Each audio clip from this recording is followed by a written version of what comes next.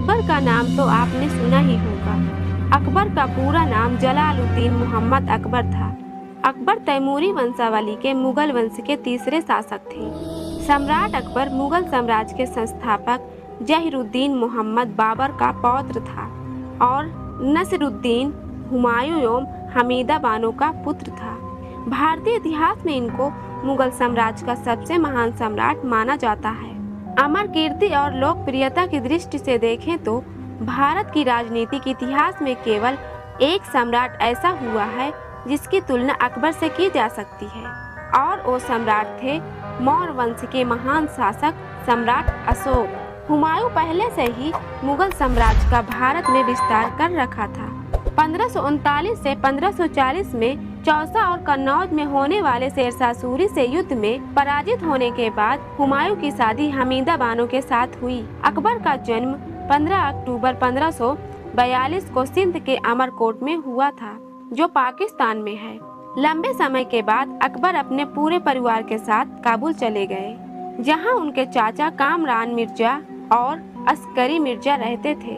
उन्होंने अपना बचपन युद्ध कला सीखने में व्यतीत किया। वो एक शक्तिशाली, निडर और बहादुर योद्धा बन गए। 1551 के नवंबर में अकबर ने अपने चाचा हिंदल मिर्जा की बेटी रुकैया से शादी कर ली।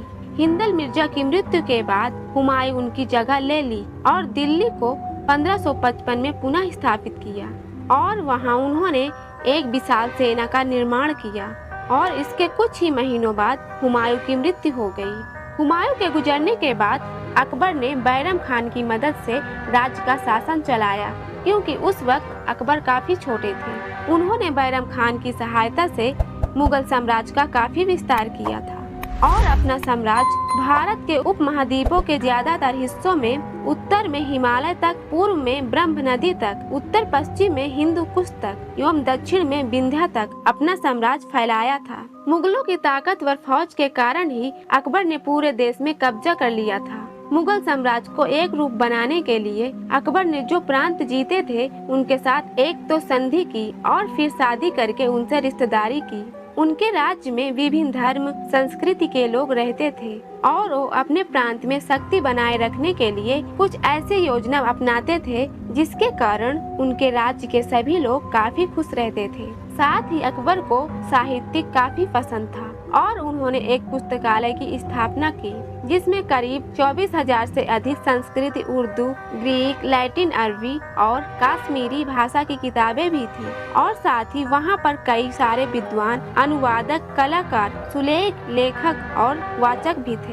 और उन्होंने फतेहपुर सीकरी में महिलाओं के लिए एक पुस्तकालय की स्थापना की और हिंदू मुस्लिम के लिए स्कूल भी खोले थे। अकबर के दरबार में सबसे विशेष बात यह थी कि उनके दरबार में एक से बढ़कर एक कलाकार थे। वो सभी अपने काम में निपुण थे। उनके दरबार में कुछ ऐसे ही लोग थे जिन्हें अकबर के नवरत्न कहा जाता है, जिसमें बीरबल, अबुल फजल, टोडरमल, तानसेन, मान सिंह, अब्दुल रहीम खान खाना, जो अपने काम में प्रसिद्ध थे, वो सभी एक साथ दरबार में जमा होते थे। उन सबको अकबर ने नवरत्न नाम दिया, इसलिए इतिहास में उन्हें अकबर के सबसे अहम नवरत्न माना जाता है। वो केवल महान अकबर के दरबार में ही रहते थे। उन्होंने अपने राज्य में धार्मिक बनाए रखने के लिए इस्लाम और हिंदू धर्म को मिलाकर एक नया धर्म दीन-ए-इलाही को बनाया, जिसमें क्रिश्चियन धर्म का भी कुछ हिस्सा शामिल किया गया। जिस धर्म की स्थापना अकबर ने की थी वो बहुत सरल, सहनशील धर्म था